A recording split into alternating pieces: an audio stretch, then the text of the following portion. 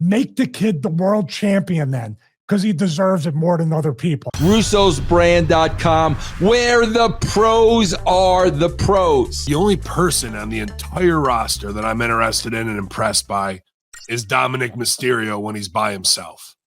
Not when he's in the clubhouse doing goofy shit. When he's in the ring and working, it shouldn't be that good. I mean, obviously nepotism and genetics and growing up in the business, you're way ahead of everybody else. But I'm impressed by that. And there is nothing else. Maybe if Kaiser came back and they really pushed him as a singles, I thought that guy was awesome.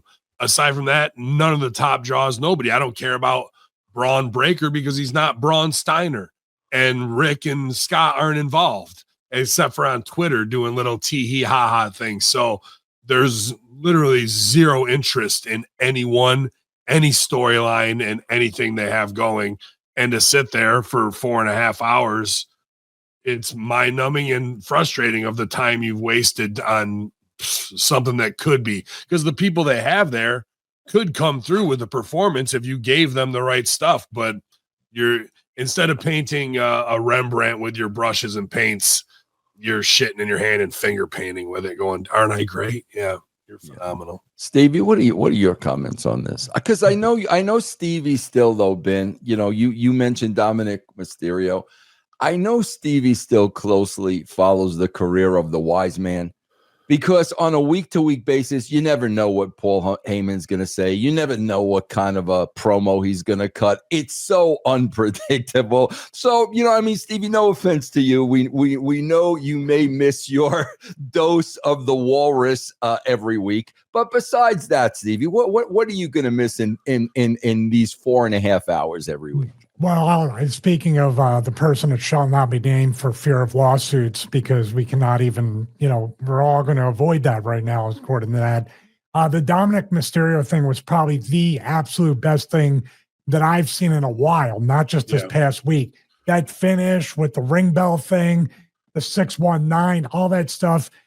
Man, just the fact this kid, rather than looking like his dad, has taken on the look and the persona of Eddie Guerrero to still tease that Eddie still might be his father. Yeah. There's, as an old school wrestler, old school fan, that whole thing brings back the memories of custody of Dominik in the ladder match.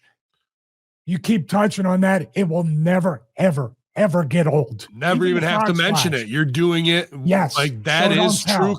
That is show don't tell and true commitment to the bit. Like but it shouldn't be the best thing ever on the show, and he's not even a main eventer. But why is it? Make him the world champion.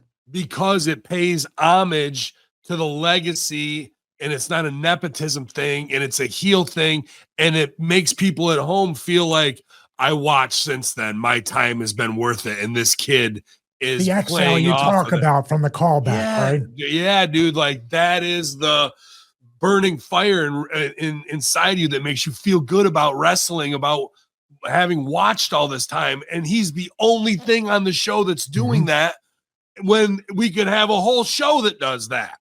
Well, I'm going to tell you right now, he's the only thing for years that have consistently done it, because I remember this is the ridiculousness of wrestling that should come back.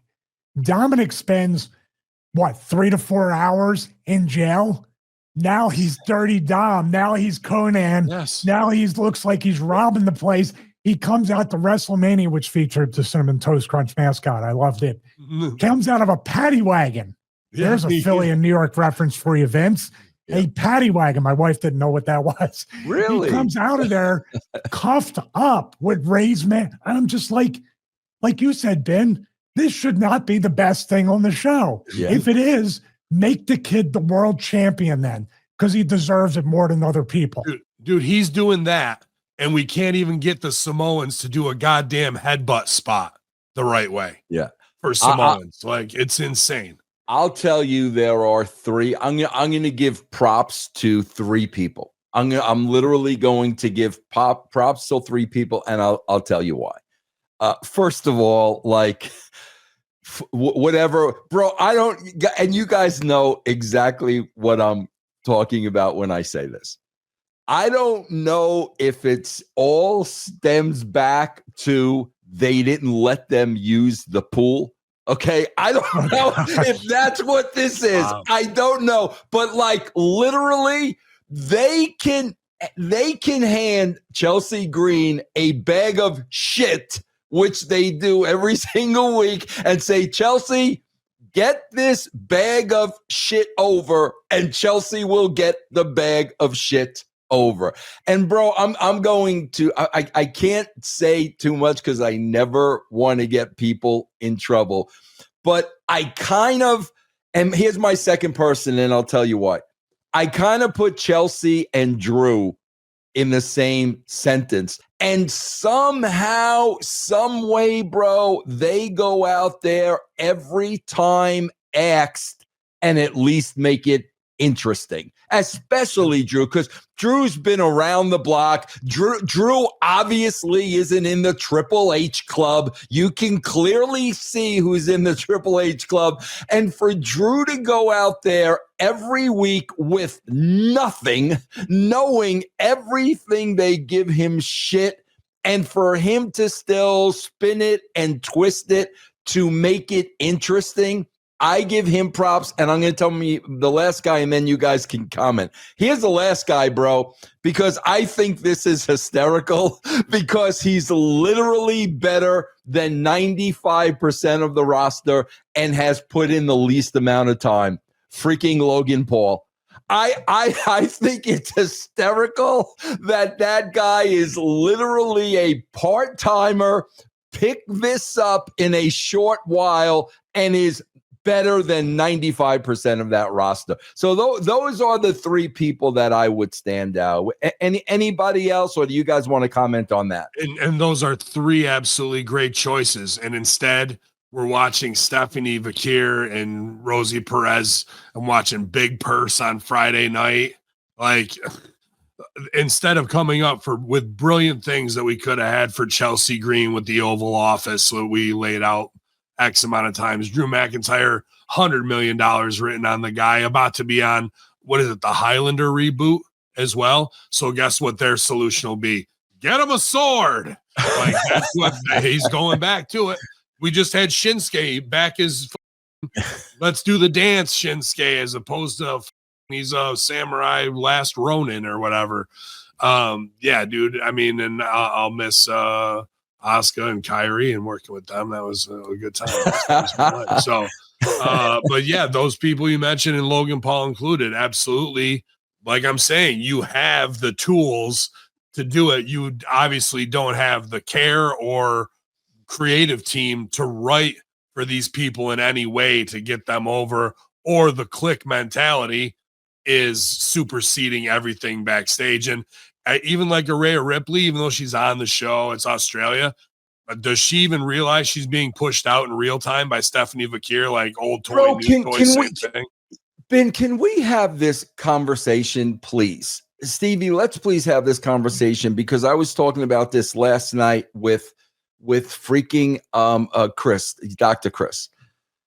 Bro, I swear to God, Rhea Ripley has the entrance, the music, the foot stomp, and the look.